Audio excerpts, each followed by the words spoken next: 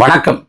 கடந்த ஜூன் 14ஆம் தேதி கியூப புரட்சியாளர் உலக புரட்சியாளர் சேகுவாராவோட பிறந்தநாள். அடிமைத்தனம் எங்கெல்லாம் இருக்கிறதோ அங்கெல்லாம் என் கால்கள் பயணிக்கும் என்று முழங்கிய சேகுவாரா, உலகின் எங்கோர் மொழி நடக்கக்கூடிய அநியாயத்தை கண்டு உன் மனம் அடக்க முடியாத ஆத்திரத்தினால் கொதித்தெழுந்தால் நீயும் என் தோழனே என்று முழங்கிய அந்த ஒப்பற்ற புரட்சியாளர் சேகுவாராவோட பிறந்தநாள். அந்த பிறந்தநாளையொட்டி ஒரு கூட்டம். அந்த கூட்டத்தில் மார்க்சிஸ்ட் கம்யூனிஸ்ட் கட்சியை சேர்ந்த பாராளுமன்ற உறுப்பினரும் எழுத்தாளருமான சு வெங்கடேசன் பேசுறப்ப சேகுவாரா குறித்த பல பரிமாணங்களை எடுத்து வைக்கிறாரு. பலவித வரலாற்று சம்பவங்களை சொல்றாரு. அதை கேட்க கேட்க நமக்கு பிரமிப்பா இருக்கு, சிலிப்பா இருக்கு. அவ்வளவு சிறப்பானது உரை அது. அந்த உரையில பல செய்திகளை சொல்லி வந்த சு வெங்கடேசன் சேகுவாரா பத்தி ஒரு சுருக்கமான வர்ணனை வச்சார். என்னன்னா, சேகுவாரா பொறுத்த வரைக்கும் அவர் வெற்றிக்காக ஓடல, வெற்றியை இலக்கா வச்சு அவர் நிக்கல, அவர் நீதியைத்தான் இலக்கா வச்சாரு. அவர் வெற்றியின் பக்கம் நிக்கல, நீதியின் பக்கம் தான் நின்னாரு அப்படின்னாரு. இதை கேட்கிறப்ப ரொம்ப அழகா சொல்றாருல. சேகுவாரா வெற்றிக்காக நிக்கல, நீதிக்காக நின்னாரு. அவர் வெற்றியை இலக்கா வச்சு ஓடல, நீதியை இலக்கா வச்சுதான் நின்னாரு அப்படிங்கிறப்ப சரியா சொல்றாருல அப்படின்னு தோணுச்சு. இந்த தர்க்கம் இருக்குல்ல, வெற்றியின் பக்கம் நிக்க கூடாது, நீதியின் பக்கம் நிக்கணும்னு, இந்த தர்க்கத்தை அப்படியே தமிழ்நாட்டு கம்யூனிஸ்டுகள்கிட்ட பொருத்தி பார்க்கணும். ஏன்னா தமிழ்நாட்டு கம்யூனிஸ்டுகள் நீதியின் பக்கம் நிக்கிறாங்களா இல்ல வெற்றியின் பக்கம் நிக்கிறாங்களா அப்படின்னு கேட்டீங்கன்னா சந்தேகத்துக்கு இடம் இல்லாம அவங்க வெற்றியின் பக்கம் தான் நிக்கிறாங்க, நீதியின் பக்கம் நிக்கல. ஏன்னா இந்த கம்யூனிஸ்டுகள் தான் பேசுறாங்க முதலாளித்துவம், பாட்டாளி வர்க்கம், சோசியலிசம், கம்யூனிசம், கருத்து முதல்வாதம், பொருள் முதல்வாதம், மார்க்சியம் அப்படின்னு பலவித கோட்பாடுகளை இவங்க தான் பேசுறாங்க. இவங்க கோட்பாட்டின்படி திமுகவும் அதிமுகவும் முதலாளித்துவ கட்சிகள். நீங்கள போனா திமுக அதிமுக ரெண்டு கட்சிகளும் தனியார் மயத்தை ஊக்குவிக்கக்கூடிய கட்சிகள். தனியார் மயம்ங்கிறது முழுக்க முழுக்க பாட்டாளி வர்க்கத்தோட ரத்தத்தை உறிஞ்சக்கூடிய அமைப்பை தான் இருக்கும். ஆனா இந்த திமுகவோடு இந்த அதிமுகவோடு ரெண்டு கம்யூனிஸ்டுகள் சிபிஐ சிபிஎம் ரெண்டு கம்யூனிஸ்டுகளும் தேர்தல் உறவு வச்சிருக்காங்க, கூட்டணி வச்சிருக்காங்க. ஜெயலலிதா அம்மையார் மீது சொத்து குவிப்பு வழக்கு இருக்கப்ப கூட இதே கம்யூனிஸ்ட் கட்சி ஜெயலலிதா அம்மையாரோட கூட்டணி வச்சிருக்கு. வாசாத்தி வன்கொடுமைக்கு பிறகும் கூட அதே ஜெயலலிதா அம்மையாரோட தேர்தல் உடன்பாடு வச்சிருக்கு கம்யூனிஸ்ட் கட்சி. அதே போல திமுக எல்லா அயோக்கியத்தனங்களையும் அடாவடித்தனத்தையும் அடக்குமுறையும் ஒடுக்குமுறையும் பண்ணப்பவும் திமுகவோடு ரெண்டு பேர் கம்யூனிஸ்ட்கள் உறவை தொடர்ந்துருக்காங்க. உதாரணத்துக்கு சொல்லணும்னா, கடந்த திமுக ஆட்சி காலத்துல சென்னை ரிப்பன் மாளிகை வாசல்ல தனியார் மயத்துக்கு எதிராக தூய்மை பணியாளர்கள் தொடர்ச்சியா போராடுறாங்க. அதாவது பகல்ல கடும் வெயில், ராத்திரில மழை பெய்யுது. இருந்த போதிலும் ரிப்பன் மாளிகை வாசல்ல சின்ன ஒரு கூடாரம் போல சின்ன கூடாரம் போல போட்டு 15 நாட்களுக்கு மேலாக தூய்மை பணியாளர்கள் போராடுறாங்க. எதுக்காக போராடுறாங்கன்னா, தனியார் மயம் கூடாது, தனியார் மயத்தை நீங்க ஊக்குவிச்சீங்கன்னா எங்களுக்கான பணி பாதுகாப்பு இல்லாமல் போயிடும், எங்களுக்கான ஊதியம் குறைஞ்சிடும் அப்படின்னு சொல்லி தனியார் மயம் கூடாது, அரசு இந்த தூய்மை பணியாளர் பணியை வச்சிருக்கணும் அப்படிங்கிற கோரிக்கை வச்சு தொடர்ச்சியா போராடுறாங்க.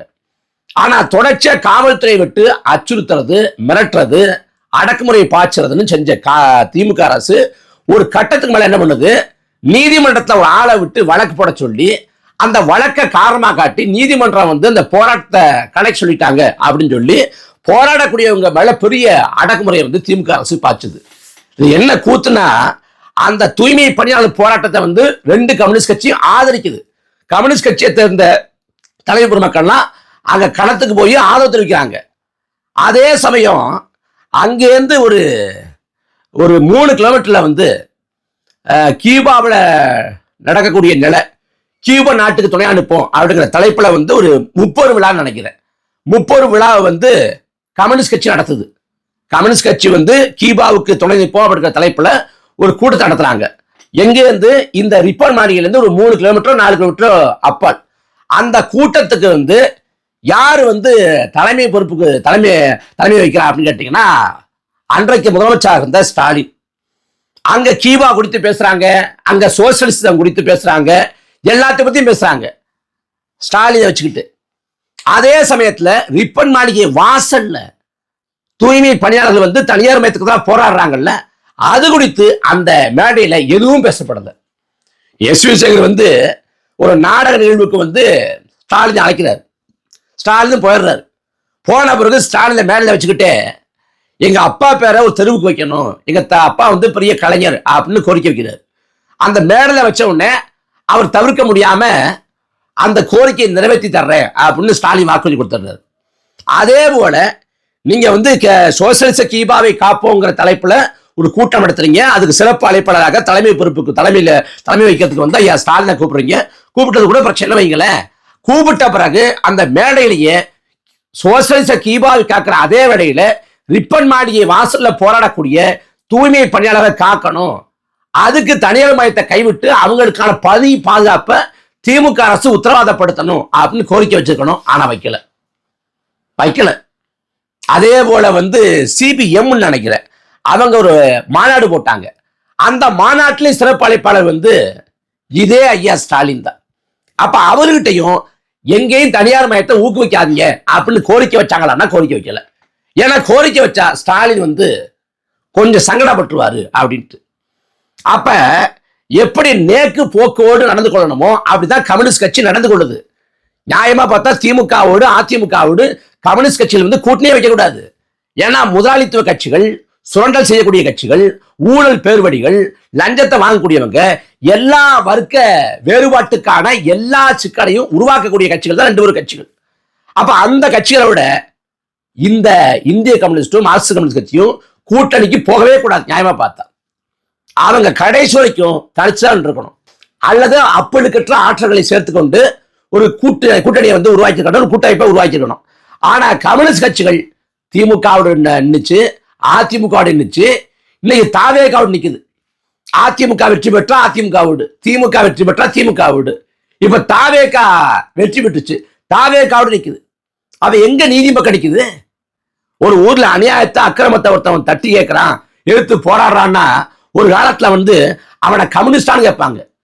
இன்னைக்கு அநியாயத்தை அக்கிரமத்தை ஒருத்தன் தட்டி கேட்கிறான்னா அவனை நோக்கி கேட்கிறாங்க, நீ சீமான் தம்பியா, நீ நாம் தமிழர் கட்சியான்னு கேட்கிறாங்க. ஏன்னா தமிழ்நாட்டில் கம்யூனிஸ்ட் கட்சிகள் வந்து முழுக்க முழுக்க வந்து முதலாளித்துவ கட்சிகளுக்கு இரையாயிட்டாங்க, கொள்கை கோட்பாட்டில் சமரசம் பண்ணிட்டாங்க. நல்ல கண்ணு ஐயா போன்ற மாமனிதர்கள் கம்யூனிஸ்ட் இயக்கத்தில் இருந்தாங்க. ஆனா அவங்களும் அதிகாரம் செலுத்தக்கூடிய இடத்துல இல்லை, அவங்களும் அதிகாரம் செலுத்தக்கூடிய இடத்துல இல்லை, தலைமை பீடத்துக்கு அங்க போகல. அதனால இன்னைக்கு பாத்தீங்கன்னா கம்யூனிஸ்ட் கட்சியோட நிலைமையை பாத்தீங்கன்னா இனி ஒரு தலைமுறை தமிழ்நாட்டில் கம்யூனிஸ்ட் கட்சியை ஏந்தி கொண்டு போகும், தூக்கி கொண்டு போகுங்கிற நிலைமையே கிடையாது. நியாயமா நாம் தமிழக கட்சி நாங்க திமுகவோடு கூட்டணி வைக்க முடியாது, அதிமுகவோடு கூட்டணி வைக்க முடியாது, அமமுகவோடு கூட்டணி வைக்க முடியாது, இந்த ஊழல் பெருவெளிகளை சேர்க்க முடியாது, இந்த பாவ முட்டைகளை சுமக்க முடியாது. இன்னும் சொல்ல போனா நான் வந்து லஞ்சத்தை ஊழலை ஒழிக்கணும்னு பேசக்கூடிய நான் எப்படி திமுகவோட அதிமுகவோட அமமுகவோட போய் நிக்க முடியும் அப்படின்னு கேட்கிறாங்க. வழக்கொள்ளை எதுக்கிற நான் எப்படி இந்த கட்சிகளோட தேர்தல் உடன்பாட்டுக்கு போக முடியும் அப்படின்னு கேட்கிறாங்க. அப்ப அப்பழுக்கற்ற ஒரு தூய ஆற்றல் வருதுன்னா அதை சேர்ப்பது குறித்து ஆலோசிக்கலாம், மற்றபடி இந்த கட்சிகளோட போறதுக்கு வாய்ப்பே இல்லை அப்படின்னு அண்ணன் சீமான் சொல்றாங்க. நாம் தமிழர் கட்சி 2010 தொடங்கப்பட்டு இன்னைக்கு வந்து 2026 நிற்கிறோம். 2010 தொடங்கப்பட்டு 16 வந்து முதல் முறையா போட்டி போடுறோம், வெற்றி பெறல. 19 பார்லிமெண்ட் தேர்தலில் போட்டி போடுறோம், 21 போட்டி போடுறோம், 24 போட்டி போடுறோம், 26 போட்டி போடுறோம். 5 பொது தேர்தல், 5 பொது தேர்தலையும் வெற்றியை பெறல. அப்ப ஒரு கட்சி என்ன ஆகும்? தொடர்ச்சி 5 பொது தேர்தல் வரைக்கும் தனிச்சு நிற்போம், எத்தனை தொழில் வந்தாலும் பரவாயில்ல தனிச்சு நிற்போம்னு தமிழ்நாட்டு வரலாற்றுல ஒரு கட்சி நின்னதா சரித்திரமே இல்லை. ஏன் இந்திய வரலாற்றை தெளிவத்தா கூட 5 பொது தேர்தலில் தோற்றும் கூட வீரியத்தோடு திமிரோடு நிற்கிற கட்சினா ஒரு கட்சியும் இல்லை. அதிகபட்சம் 2 பொது தேர்தல் தோல்வி, 3 பொது தேர்தல் தோல்வி, அதுக்கு பிறகு அந்த கட்சி தாங்காது, ஒண்ணு கரைஞ்சு போயிடும் இல்ல கூட்டணிக்கு போயிடும். ஆனா நாம் தமிழர் கட்சி இப்ப கரைஞ்சு போச்சா? நாம் தமிழர் கட்சியிலிருந்து மாநில ஒருங்கிணைப்பாளர்கள், மாவட்ட செயலர்கள் எல்லாம் வெளியேறி போனாங்கன்னு இருக்கா? இல்ல. சரி, நாம் தமிழர் கட்சியோட தலைமை ஒருங்கிணைப்பாளர் அண்ணன் சீமான்ட்ட வந்து இனிமே வந்து தனிச்சு நம்ம போட்டி போட வேண்டாம், நாம வெற்றி பெறணும், அதனால கூட்டணிக்கு போவோம் அப்படின்னு யாராவது வலியுறுத்தாங்களே? இல்ல. நாம் தமிழர் கட்சியோட தொண்டரோட மனதில் நாம் தனித்து நிற்கணும், தனித்துவத்தோடு நிற்கிறதா அண்ணன் சீமானவர்கள் அறிவிச்சாங்க. 2029 2031 நான் தனிச்சுதான் நிற்பேன், நான் கூட்டணிக்கு போக மாட்டேன்னாங்க. அப்ப 5 பொது தேர்தலில் தோல்வியை பெற்ற போதும் கூட வெற்றியை இலக்காக வைக்காம நீதியை இலக்காக வச்சு அண்ணன் சீமான் நிற்கிறாங்க. ஏன் நாம் தமிழர் கட்சி வந்து கூட்டணிக்கு போக முடியாதா? 8 விழுக்காடு வாக்கை பெற்றிருக்கிற நாம் தமிழர் கட்சிக்கு 2024 கூட்டணிக்கு போனா 30 சீட் தர மாட்டானா? பல கோடிகளை கொட்டி தர மாட்டானா? ஊடக வெளிச்சத்தை உருவாக்க மாட்டானா? பாஜக வந்து இங்க நாம் தமிழர் கட்சியை வந்து நீங்க கூட்டணிக்கு வாங்க அப்படின்னு கூப்பிட மாட்டானா? நாங்க எல்லாம் பண்ணித்தரோம் சொல்ல மாட்டானா? அது எல்லா வாய்ப்புக்கான கதவுகளும் திறந்து வைக்கப்பட்டது. நாங்க வந்து நாம் தமிழர் கட்சிக்கு நாங்க நிதி தர்றோம், நாம் தமிழர் கட்சி மீது ஊடக வெளிச்சத்தை பாய்ச்சிரும், உங்களுக்கு சீட்டு தர்றோம், நீங்க குறைந்தபட்சம் இவ்வளவு எம்எல்ஏக்களை பெறலாம், இத்தனை பாராளுமன்ற உறுப்பினர்களை பெறலாம் அப்படின்னு எல்லா ஆசைகளும் காட்டப்பட்டது. ஆனால் ஒருபோதும் சமரசம் பண்ண மாட்டேன், ஏன்னா என் இலக்கு வெற்றி அல்ல நீதி அப்படின்னு அண்ணன் சீமானவர்கள் வந்து கடைசி வரைக்கும் சமரசம் பண்ணாம இருந்தாங்க. ஆனா கம்யூனிஸ்ட் இயக்கங்கள் தோற்று போனது. யாரு வெற்றி பெறானோ அந்த பக்கம் பாய போட்டு படுத்துக்கிறது. திமுக வெற்றி பெற்றா திமுக போடுறது, அதிமுக வெற்றி பெற்றா அதிமுக போறது, தாவேக வெற்றி பெற்றுச்சு தாவேகோட போறாங்க. எவ்வளவு பெரிய கேவலம், கேலி கூத்து. கம்யூனிஸ்ட கோட்பாடு உயர்ந்த கோட்பாடு, உன்னதமான கோட்பாடு, மாற்று கருத்து இல்லை. ஆனா அந்த கோட்பாடை தமிழ்நாட்டில் தூக்கி சுமக்கிறவங்க யாரு? இதே கருணாநிதியை தூக்கி சுமந்தவங்க, ஜெயலலிதாவை தூக்கி சுமந்தவங்க. யாரோடு போகல? அந்த காலத்தை எம்ஜிஆரை தூக்கி பிடிச்சி இதே கம்யூனிஸ்ட்ல கொண்டாடினாங்க. எம்ஜிஆரை தூக்கி பிடிச்சு விஜயகாந்த் தலைமையேற்று 2016 போனாங்க. இப்ப விஜயை தலைமையேற்று போறதுக்கும் அடியமாயிட்டாங்க. ஒட்டுமொத்த கட்சி கூட்டணிக்கு போறதுக்கு முடிய அங்கேருந்து ஒருத்தர் கிளம்பி போயிட்டாரு, ஐயா சி மகேந்திரன். இப்ப வரைக்கும் ஜீரணிக்கவே முடியலங்க. சி மகேந்திரன் எவ்வளவு பெரிய பேச்சாளர், எழுத்தாளர், ஒரு அறிஞர், போராட்ட களத்தவர், சிறைக்கு போனவர், ஐயா நல்லக்கண்ணுவோட மாணவராக சீடராக திகழ்ந்தவர். அவரு போய் தாவேக்கா துண்டை போட்டுக்கிட்டு நான் முன்பு பயணித்த இயக்கத்துல எப்படி கொள்கையை பின்பற்றி வந்தானோ அதே போல பின்பற்றக்கூடிய வாய்ப்பு இருக்கு. இங்க வந்து இந்த கம்யூனிஸ்ட் கோட்பாட்டை பின்பற்றுவதற்கான வாய்ப்பு இருக்கக்கூடிய ஒரே கட்சி தாவேக்காங்கிறாப்புல. தாவேக்காவில் யாராவது ஒருத்தர் மிஞ்ச போனா நாஞ்சி சம்பத்துக்கு தெரியலாம். பாக்கி யாருக்கு கம்யூனிசம் குறித்து, சோசியலிசம் குறித்து, மார்க்சியம் குறித்து புரிதல் இருக்கும்? யாருக்கு இருக்காது. ஆனா அங்க போயிட்டாரு ஐயா மகேந்திரன், முன்னாடி போயிட்டாரு. சிபிஐயும் சிபிஎம்மும் பின்னாடியே போக போகுது. அப்ப ஐயா வீரமணி கூட சொல்லிட்டாங்க, இனிமே வந்து திமுகவோடு கூட்டணி இருப்பது சாத்தியம் இல்லை அப்படின்ட்டு. அப்ப நீதியின் பக்கம் யார் நிற்கிறா? வெற்றியின் பக்கம் யார் நிற்கிறா? கம்யூனிஸ்ட் கட்சிகள் முழுக்க முழுக்க வெற்றியின் பக்கம் நிற்குது. அண்ணன் சீமான் நாம் தமிழர் கட்சி நீதியின் பக்கம் நிற்கிறோம். அதனால சமரசமே பண்ணாம, சமரசம் செய்யாத போர் வீரனாக தோல்வி எத்தனை வேணா வரலாம், எத்தனை வந்து பின்னடைவும் வரலாம், ஆனா எல்லாத்துலயும் மீண்டு வர முடியும். ஒரு தோல்வி வந்து ஒரு கட்சியை வந்து ஒட்டுமொத்தமா சிதைச்சு போட்டுரும் அப்படின்னா அது என்ன இயக்கம்? ஆனா நாம் தமிழர் கட்சி எந்த தோல்வியும் சிதைச்சு போடல, நாம் தமிழர் கட்சியை சோர்வடை செய்யல. உடனே இந்த தாவேகாரங்க கமெண்ட்ல பார்த்தோம்னா, பின்னூட்டங்களை பார்த்தோம்னா, நீங்க வெற்றி பெறல அப்ப நீங்க பேசக்கூடாது அப்படின்னா, நீ 108 இடத்துல வெற்றி பெற்றிருக்கிற, 126 இடத்துல தோல்வி அடைஞ்சிட்ட. அப்ப 126 இடத்துல தோல்வி அடைஞ்சுன்னா அந்த 126 இடத்துல நீ பேச தகுதி இல்லை அப்படின்னு எடுத்துக்கலாமா? அப்படி சொல்லலாமா? ஒரு இயக்கத்தை பத்திய மதிப்பீடு என்ன? மதிப்பீடுங்கிறது அவங்களோட செயல்பாடுகள், நிலைப்பாடுகள், கோட்பாடுகள் தான் ஒரு இயக்கத்தின் மீதான மதிப்பீடா இருக்க முடியும். தேர்தல் வெற்றி தோல்வி இல்லை. ஐயா நல்லக்கண்ணு 100 வயதை கடந்து மக்களுக்காக வாழ்ந்து மறைந்து போனார். நல்லக்கண்ணு ஐயா போட்டி போட்ட 3 தேர்தலையும் தோத்து போனார். அந்த தோல்வி அளவிட ஐயா நல்லக்கண்ணுவோட மகத்தான செயல்பாடுகள் அளவிட. அதே போல அண்ணல் அம்பேத்கர் வந்து சுதந்திர இந்தியாவில் போட்டி போட்ட 2 பொது தேர்தலையும் தோத்து போனார் அம்பேத்கர். அப்ப அம்பேத்கருக்கு அளவீடு அவர் தோத்ததா மக்களுக்காக ஆற்றிய அரும்படியா? அறிஞர் அண்ணா வந்து சொந்த தொகுதியில் தோத்து போனாரு. அண்ணாவோட இறப்புக்கு உண்ண கூட்டம் உலக சாதனை. ஆனா அண்ணா சொந்த தொகுதியில் தோத்து போனார். அப்ப எது அளவீடு? அண்ணாவோட பணியா அவரோட தோல்வியா? காமராசர் வந்து 9 ஆண்டுகளும் பொற்கால ஆட்சி கொடுத்தாரு. ஆனா தேர்தலில் தோத்து போனாரு. அப்ப அளவீடு என்ன? காமராசர் தோத்து போனதா 9 ஆண்டுகளும் கொடுத்த பொற்கால ஆட்சியா? அளவீடுங்கிறது எப்போதும் பணிகள் தான், தேர்தல் வெற்றி தோல்வி இல்லை. ஒரு போர்க்களத்துல கூட நாம் வெற்றி வரணுமா தோல்வி அடையணுமாங்கிறத நாம் தீர்மானிப்போம்.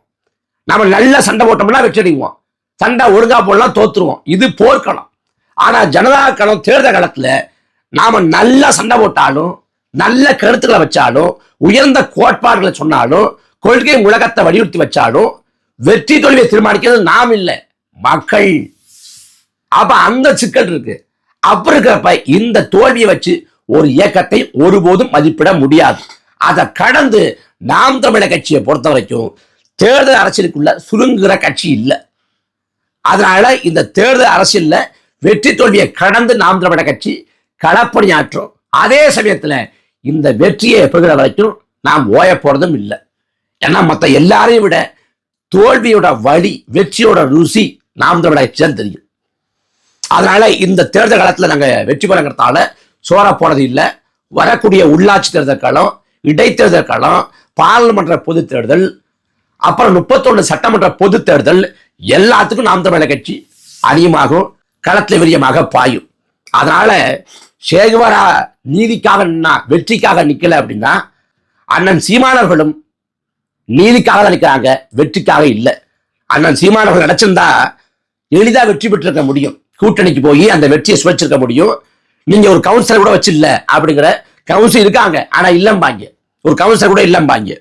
அப்படி சொல்ற அந்த ஏச்சுக்கும் பேச்சுக்கும் கேலிக்கும் கிண்டலுக்கும் நக்களுக்கும் நையாண்டிக்கும் எளிதா கூட்டணிக்கு போய் இடங்களை பெற்று சட்டமன்ற உறுப்பினர்களை, பாராளுமன்ற உறுப்பினர்களை பெற்றிருக்க முடியும்.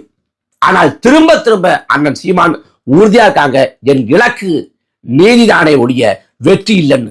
நீதியின் வழிதான் நாம் தமிழர் கட்சி, நீதியின் வழியில் தான் வெற்றியை சாத்தியப்படுத்த உழைக்குது. அதனால நீதியை புறந்தள்ளிவிட்ட வெற்றி நாம் தமிழர் கட்சி இலக்கு இல்லை, நீதியின் வழியிலான வெற்றி தான் நாம் தமிழர் கட்சி இலக்கு. அதுக்காகத்தான் நாம் தமிழர் கட்சி இந்த களத்துல சமரசம் நிற்குது.